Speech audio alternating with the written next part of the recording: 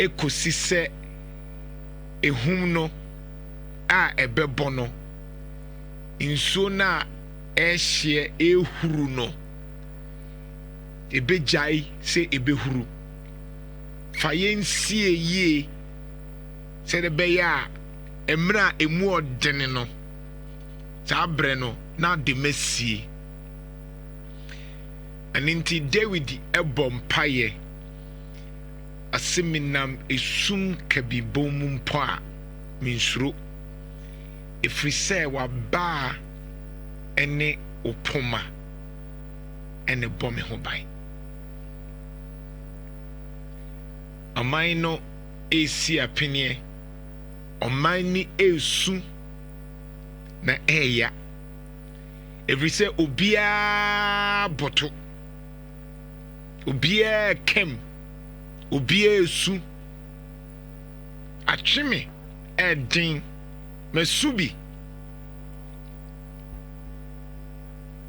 obia boto obia eka nanso ene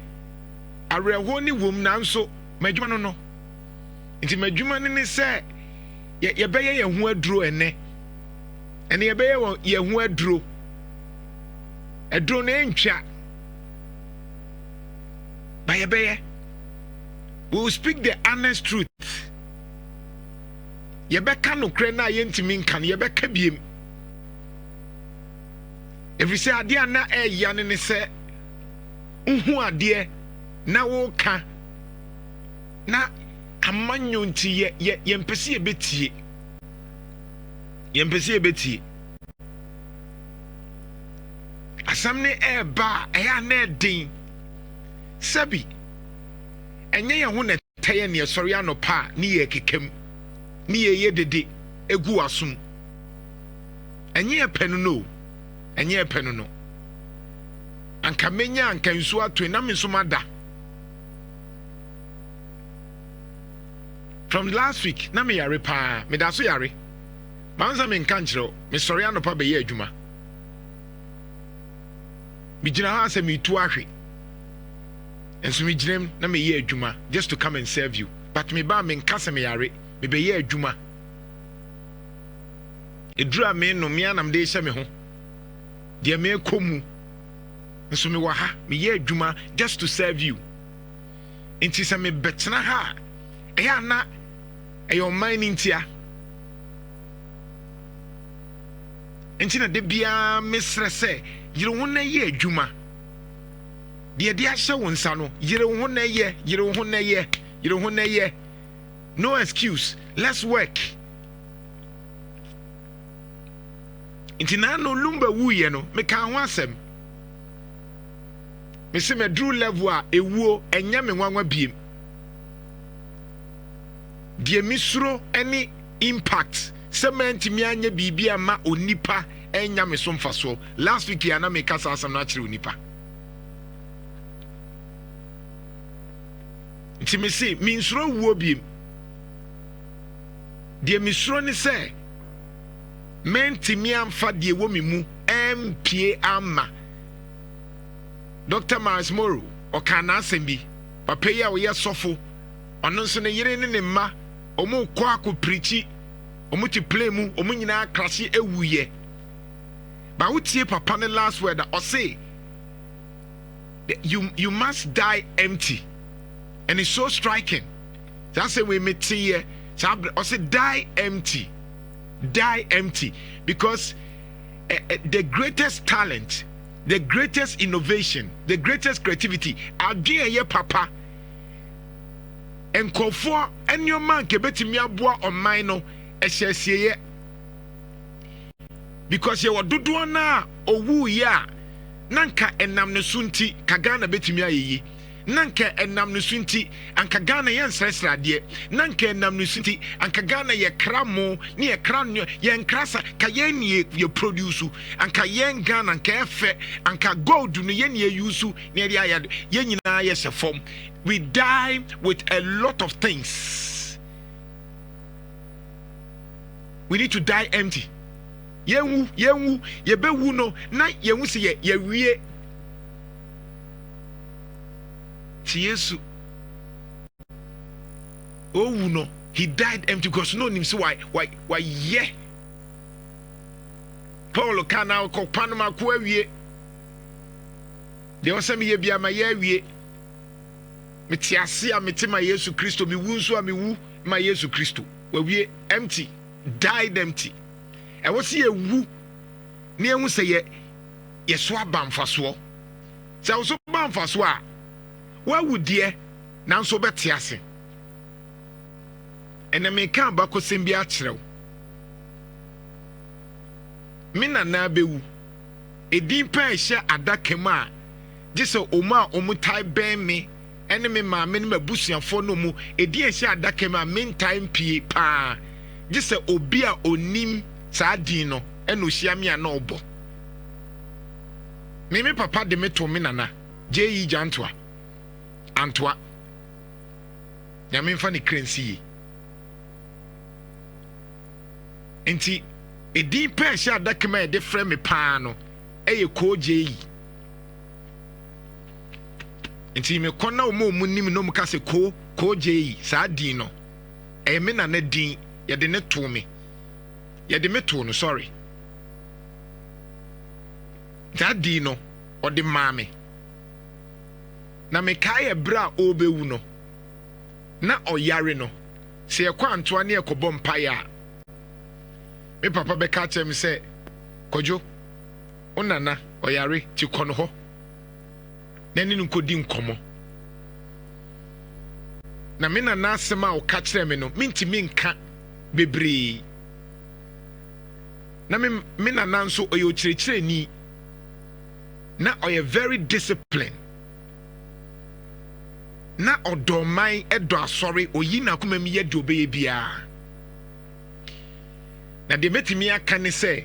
tama na one me kasa then tam na misua na one me kasa o se me ko to adwuma ne so e bompae ma enche na me ko sana me nana e kan e nyoma bi wo kan ba mintimi nka o se me ko na to adwuma ne so I felt say aso di bibia what transfer bibia ma me papa kra ni ma me nka asasam ne nkyerɛ no o kagu masum o se me ko say die a enche to adwuma no so ate ire ho enti me ma me num ne papa o mu ni me no so mo bo ko je yi a de o mu de to aso ye de awawu nso na ote ase ene na me yi saa bakosem we a kyerɛw me din e hye adakam ba ko entampi ti so wa bam e ko je yi me nana din ye de ma me san me hu so wa transfer saa honhom na ene ye din no kreka me nsura de ye de wo so ye sumoman no sum nipa bu nipa be humble men envy obi a men kohwehwe obi diem nti eka ko je ya se de wawu enso na ote ase me na na wu nso me te ase nti ube hu me se na janto onyini saa but nyoma na ewo mu ni transfer no me je me na na mfie ni bi aka ho nti me mu no me obe 80 years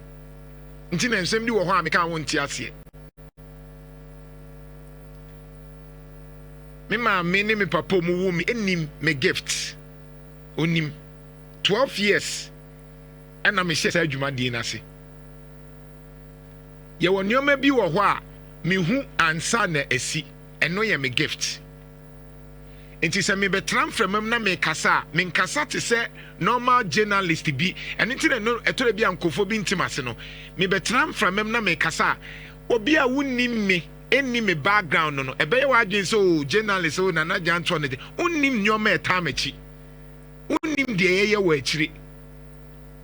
enti me nya adwuma e ma kwasitwum de bia me kasa asem no be bia me ye adwuma bia no me ye adwuma ma nyankrompon emre ne so na wo se me kwa me ko time ne so a oye de nam se me kwa me ko tia na me ye madwuma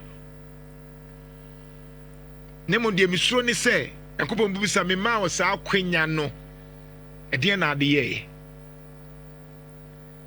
Jinano na meka police for asem me say na wo tumi no ochina na wonsa untimi ntini mu biem meka asasa na wonte ase de bia meka chempanyfo ni say amanyofo munhwe ye munhwe ye na de mu ye yen no ebedru baabi tumi na etimi dane nano making kind you may be Sirach chapter 10 from 11 ekono Diana Mekai 9 to 11 hono Diana Mekai Diana Trene Kai I say enso ni anwea mekan wa ha enso ni anwea Edian kwa ni ahantan ni dwei Any kokoti na me ye ohene na me ye say na me ye say e de ne epe empo ye tiase empo no ye honam pro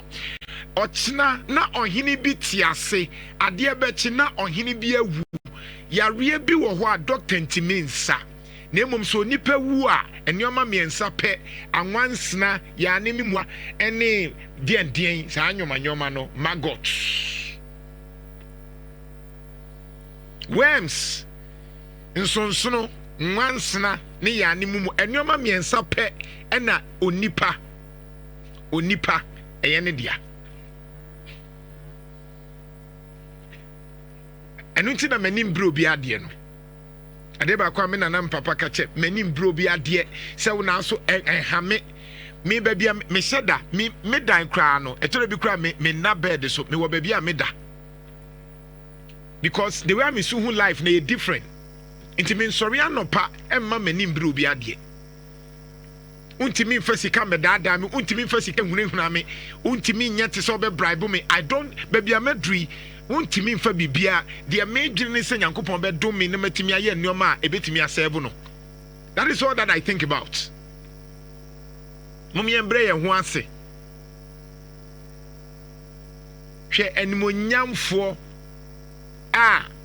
ne de esiye edin yebesu ne papa ka ho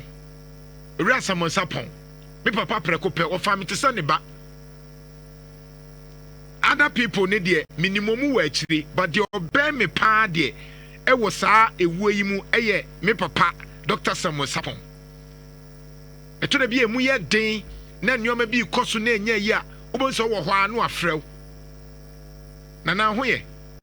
the wo be sini medi nkomokra ase sebi me mom na me ba no obia woni ne be san bia no papa ne bre no ase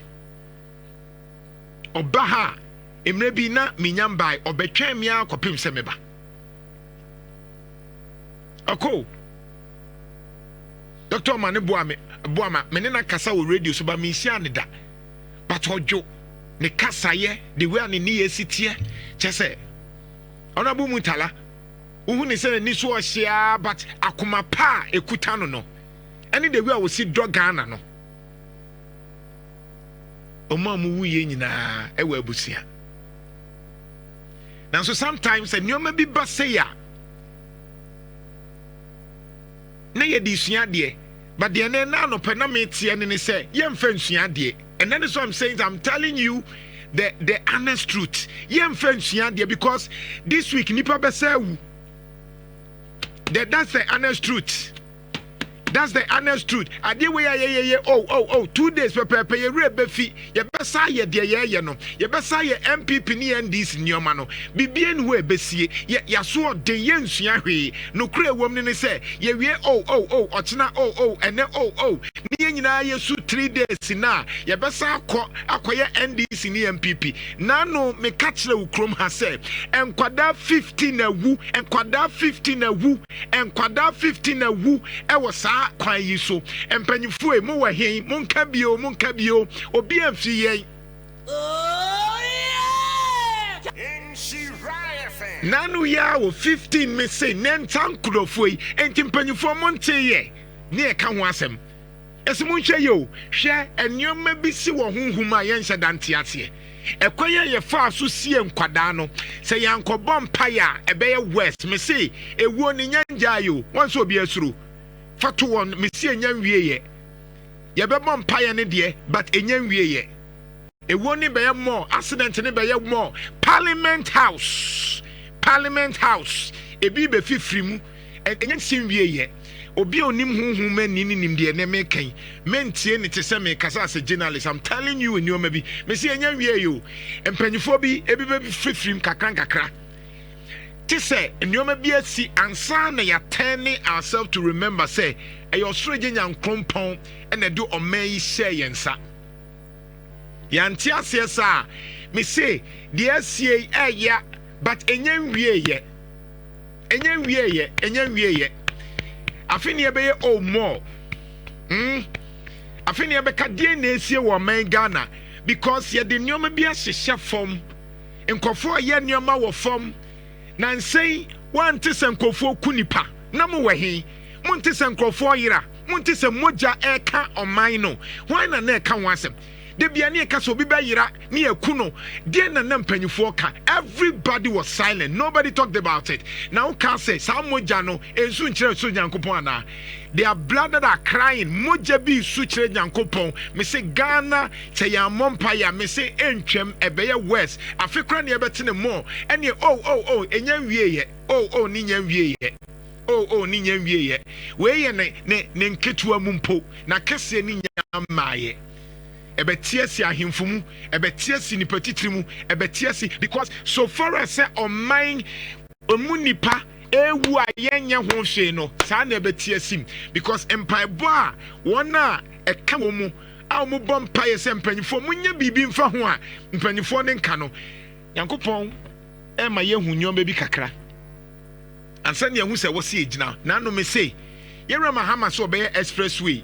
eye pa ba sese no akra kuma se onfo na ho odi nsem na ndc fo ni bi di atem na wonim de mo ka na ho ahwa ne eka na eka ni say because enyoma bi wo ho a ye hu ne wo da chimba ye ntimi nka ne ye ntimi ka se yenye akra no yemba mu wie ye wie a expressway no ye betimi aye ye wo sika bi a yemfa ma kwa anim na me ka se accident na si 50 no ebi begusu asi Kofi Ukai. Yeah, Mekai Nana. Kofi okay. Mekai pa. Okay. Yeah, and you were in fact not why a very passionate call to the president say Omon Kasa about Nipa Yelusu on life now. Why any day? Omon say the old one no, you better fix it and son no matter care about new one. And another thing say 2 days after, and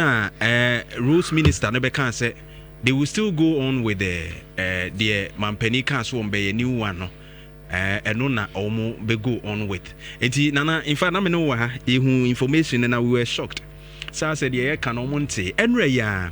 akra to yi kono ngo ha ya unko ba bia wo try just we ya nana car nipa enra na helicopter ne de ni si ye na se enra ma me botwe me say hu yi nipa ovan akohwewa ma wo mu nyina nana na reho e wa just kwem this week e bi be say and I'm saying, hey, this week be says it's a Kumasi road in India. This week be says and Nana say what's your statistics now? The penny fortune and say 7 people die every day. 7 people die every day. Yeah. And only at the kind. Na the intimate kind no anyhow. Yeah. It's a can quenchia one somewhere. She see. I know a thing. It's na me can me say Parliament House. Omudi order 92 so beka ya order 93 order 94 last week ya na make us asem say adie hia ye nye but you see on mine and the revelation back on mine amanyofo atimi ayere ho ama na ye NDC ni MPP enti asem bia ye national issue no ye mfa ho wodi ene sesa wo kwaka asem no na wonya ba mu na ye ne NDC ni MPP a NDC be gina fa na MPP agina fa enti bibia ensi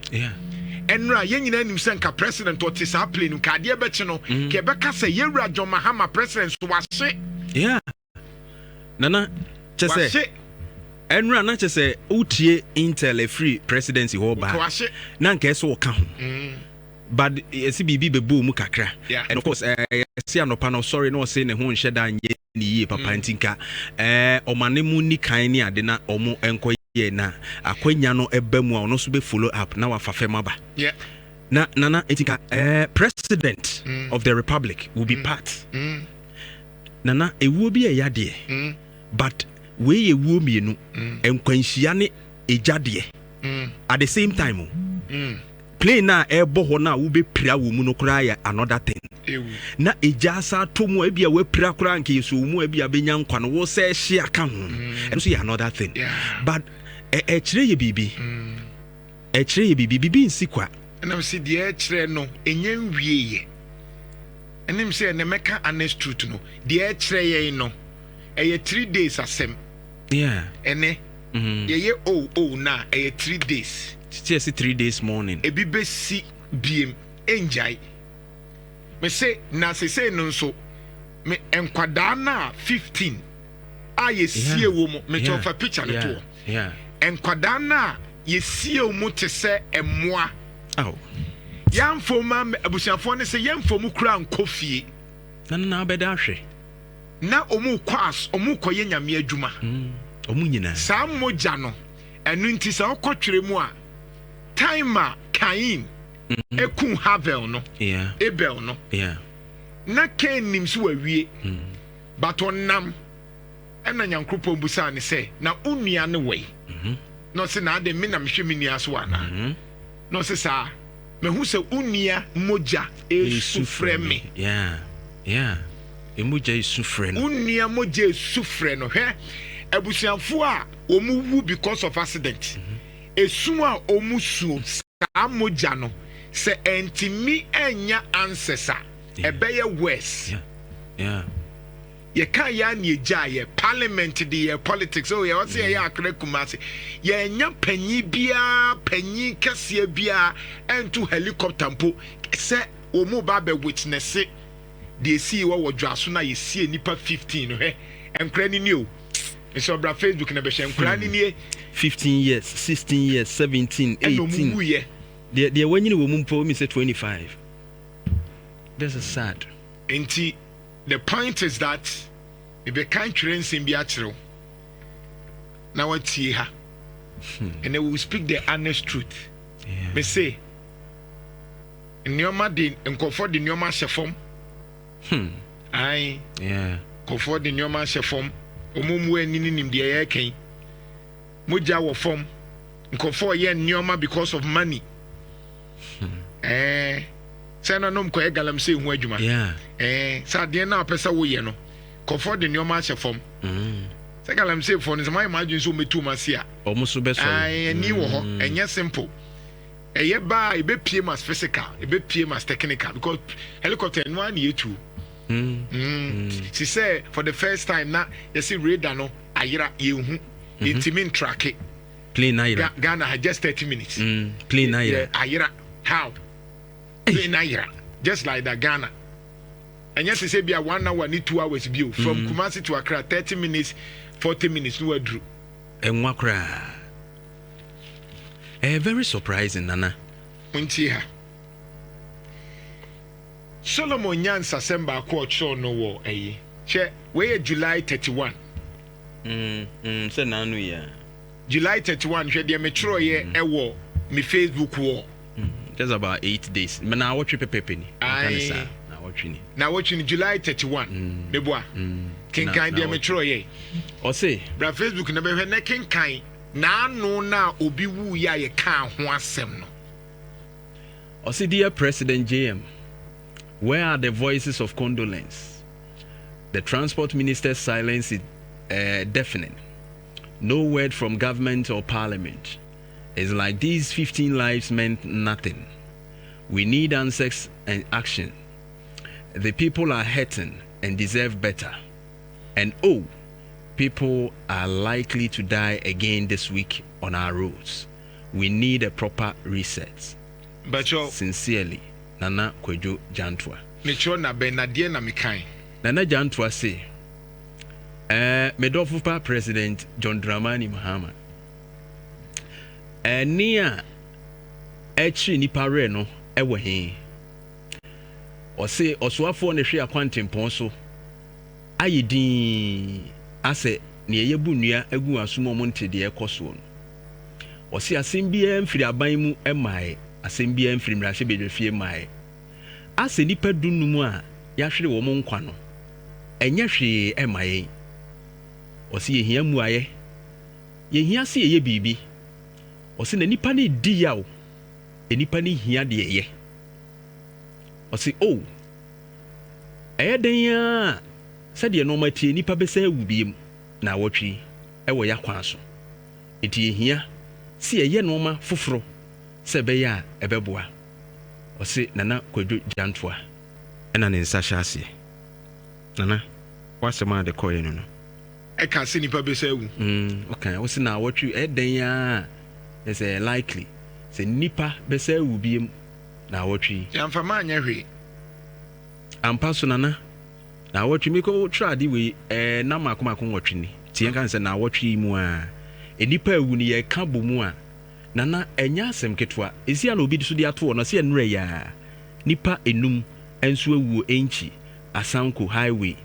na nana ɛyɛ arɛhosɛm woka nipa a ɛwu bɔ mu a ɛde statistics ne kyerɛ sɛ bi a nipa 7 a ɛno yɛ deɛ ɔmatumi akan but wo deɛ ɛmfa nnura deɛ yi koraa no ɛdwo so deɛ ɛne wɔn a ɛnkyi deɛ yɛ akɔ yi kan nana ɛnya asɛm ketewa ebi nso abobo yɛ bi so a esi wɔn nso kɔ krahye yɛ nipa no so wɔn ahye so wɔn ayɛ den ɛno so yɛ te na nnura mesi enya yɛ deɛ meka no nta mesi ɔman na yɛ bɔne dodo ɔman na yɛ bɔne dodo mogya wɔ fam dodo nipa yira yɛ ku nipa dodo and it was no concern innocent life are crying we need to pray for forgive and government president bibia we are minister aboto eya but na meka se ne yenka no kure na edin no me say honhum no enioma nye nipa ewu moja innocent no yesu nyankopon te nti si ekema e was to the bia e fan kofo is unfortunate but to the bia se wonim se o fa wiem na ho atɔ omo nam efom no omo wuo nipa 8 yabusuafo me papa ka ho nanso no kure na ewom ne se abusuafo a omo abusuafo yesi omo because of road accident because ekwan ne yemienu no why na eka bia ma omo yewra John Mahama minim se wusu de nanso enkwada 15 na omo wuye no ya ne national morning na ma omo ankoye national issue yensu abusuafo yante se aban edi sika mom so omumfa ntofunu adaka oman ne kura kawie ya na etwa mu enra ya nipa 15 so konongo wo mu nso kenkran wo mu kɔ yetwa bre egu wo mu so yebetwa bre enye national issue ba minim se we ni ntino ebia parliament be sua de that helicopter yi after investigation say ba but car de eye monokura etimi nya accident yes enra na ewie mu nye but media de medi sua ni nyina ni ene de mpesa meka e wo wisdom of Solomon wisdom of Solomon chapter 6 mpesa meka bibi kire empanyifo fa to so na afie nkenkan mpesa meka nyoma mienu pe afi wo bia na ebie lines na tum na nkofo akiro madwen we meka kire panyi oso nyankopon nyansem no onimde nti a wo ye panyi ene de wosa wo ye temaka te so wo tumi a yemfa nsisi obi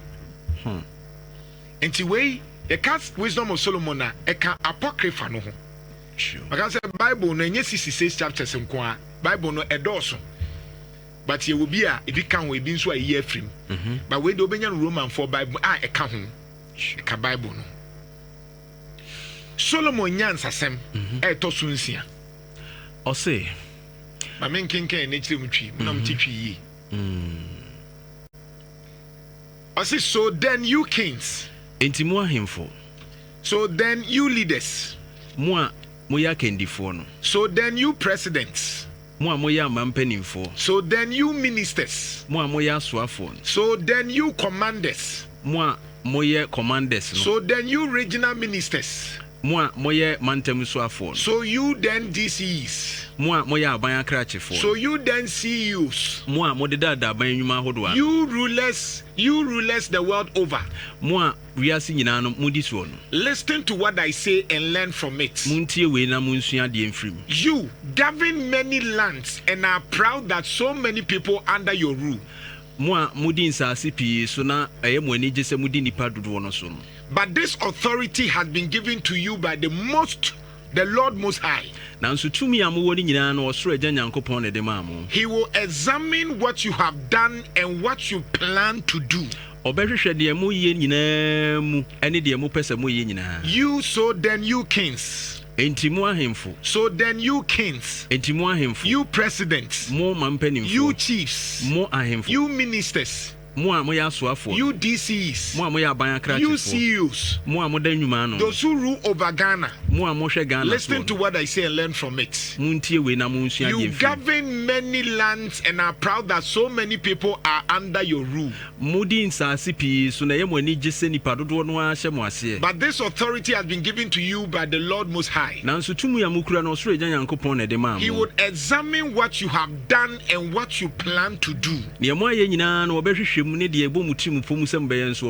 rule on behalf of God and His kingdom. Ose ono suro agya Nyankopon na nemu na mugina na mudi tumi a mudie no ene Onyankopon ahini. And if you do not govern justly, na se mo amfa atentene ne ana pepepe yo ani tumi no mu a, if you do not uphold the law, se mo amra no anya adwuma, if you do not live according to God's will, na mo ani Awurade osuro agya Nyankopon ahyede no so a, you will suffer sudden and terrible punishments. Osena ahohiahia no eden ene asotwe ano eden ebeba mo so. If you do not do or live according to God's will, na se mo anya osuro agya Nyankopon na pede a, you will suffer sudden and terrible punishments. Ose ahokyere na ahohiahia no eden ene asotwe ano eden ebeba mo so. And judgment is especially severe on those in power. Osena temu ano eden ma wo mo a wo no mo ekura tumi. And judgment is especially severe on those in power. Osena temu no a ewo mo ekura tumi no so no ano eden. Common people may be merciful, forgiving for their wrongs. Na wo no a oni tumi ana onipa bia keke no ono no ne bonifache no ya na edaho pepepe ma no ana emu emrema no Nyankopon create me because ono oni tumi bia. But those in power will face severe judgment. Nanso wo mo ewo tumi no de wono matemu no ano ede. The Lord of all is not afraid of anyone. O se onyame a oye nyame a ohwe baabi a na so woye dodo no anyina nyame no onsuro bia. No matter how great that person is. O se wonfa ho ne okase yo a woye. I repeat, the Lord of all is not afraid of anyone. Onfa ho ene okase ya woye wonsuro bia. Whether you are the president, se woye mampani, whether you are the DC, se woye DC, whether you are the chief, woye ohini, whether you are an ambassador, se woye ambassador, whether you are a manager, woye manager, whether you are a presenter, woye presenter, whether you are a pastor, woye sofu, the Lord is not afraid of you. Onyame nsuro kra. He himself made everyone. Oso wono an woye nipa nyina. Great and common alike. Wose wono na woye de woye kese ene de sebe oye kuma. And he provide for all equally. Na oma obia sede ese. But he will judge the conduct of rulers more strictly. Ose na womo a edi dodo no so no de. Wose wono mu atemu no. It is for you, mighty kings. It is for you, mighty presidents. It is for you, mighty ministers. It is for you, mighty DCs. That I read these words. So that you may know how to act wisely and avoid mistakes. These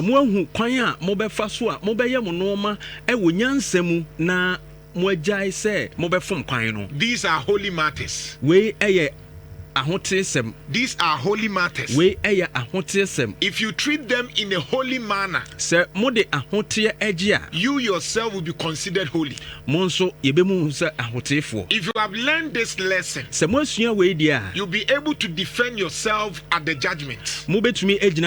So then, enti make my teaching your treasure and joy. Moma men kyerɛkyerɛ ɛnyɛ mo agyapade ɛne mo anigye. And you will be well instructed. Na ɔbɛkyerɛkyerɛ mo sɛdeɛ ɛsɛ ne fata. This is Wisdom of Solomon chapter 6 from 1 to 11. Wei ɛyɛ Solomon ne nyansasɛm a ɔka. This is the word of God. Ɛti nsia kyekyɛmu baako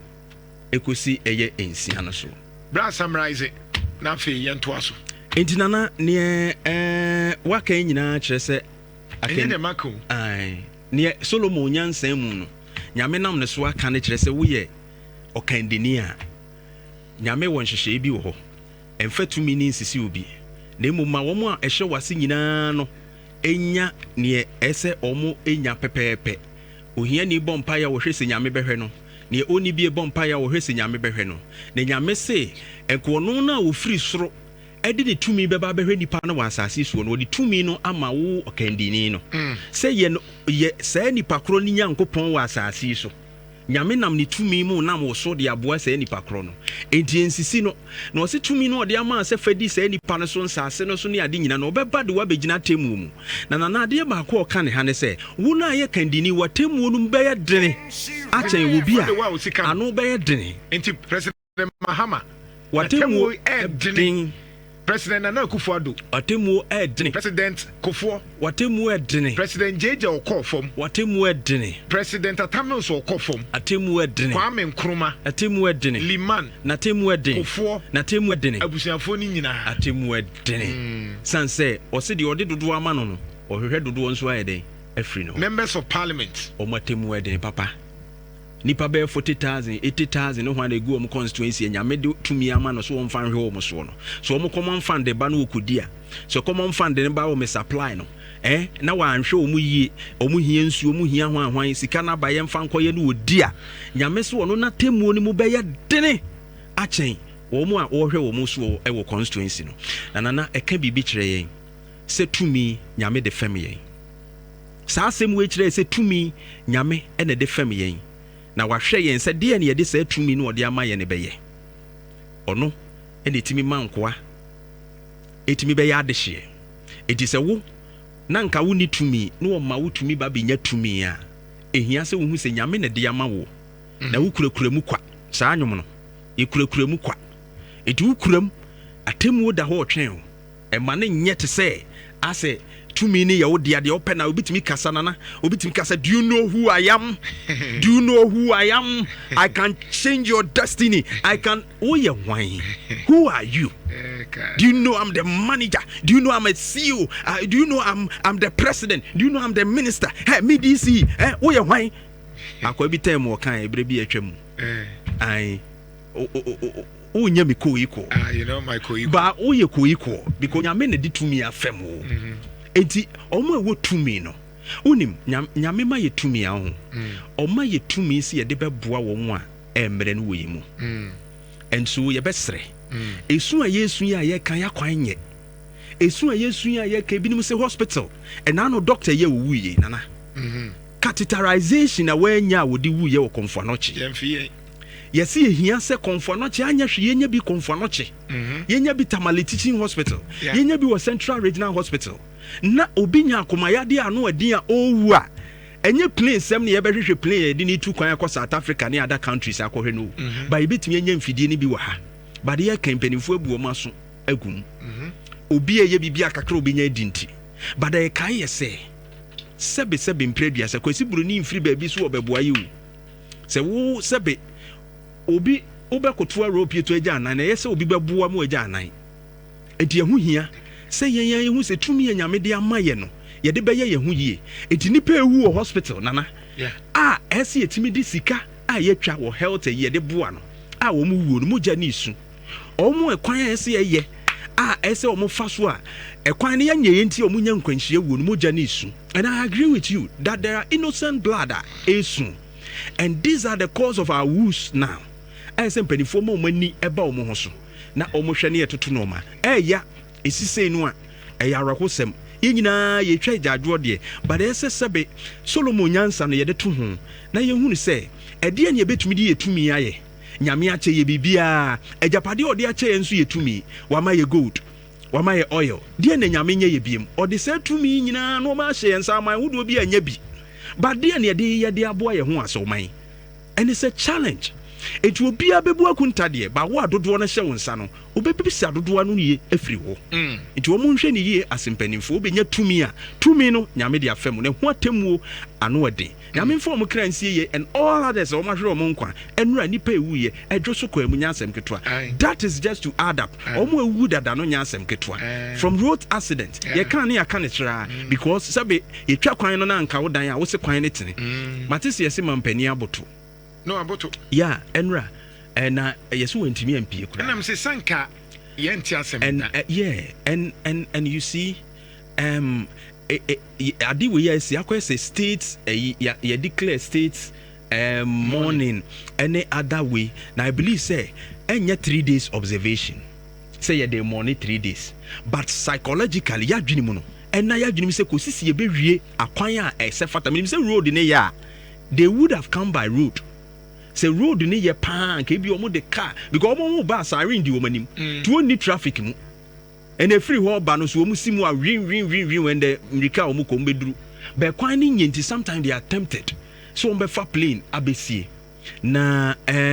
nyame mfo omo kran sie ye but ye nhwe yanim ye se ye hwe ase ye no ma hwe egu a ene ehunu hyehye ewi ase no sesebe okwasua ene nsesa na adwene odunso gu fa akosu atwahuro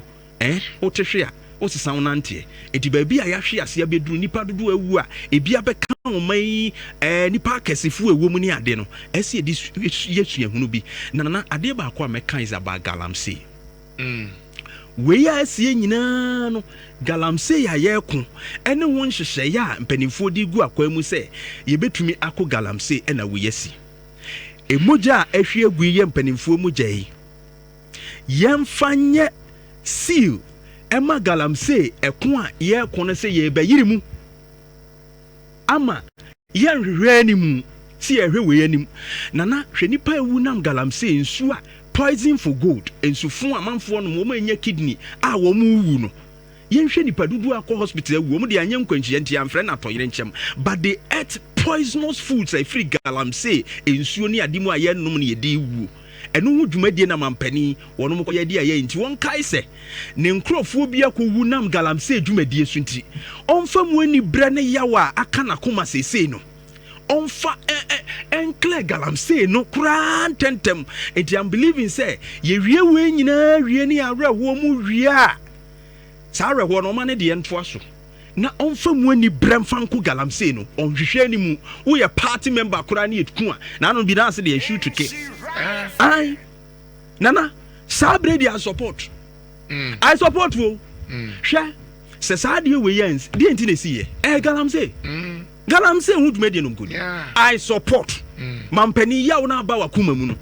shoot to kill I support it because galamsey ni yentu ase ye ho ntoye ade ne kuro da ye ho na yenhwe so mmia ne ye sori ye de plata taso ya boso pada akotra so dem ye ho atoye mi wu aso ade ne haye ye sori ane akoso ne pan kakra bi ye koye program kakra bi ye koye we kakra bi whilst we can crack the whips heavily to remove this canker from this country nana ne me work yenkwa amane so na ye ni pose wa ntwetwe nkomo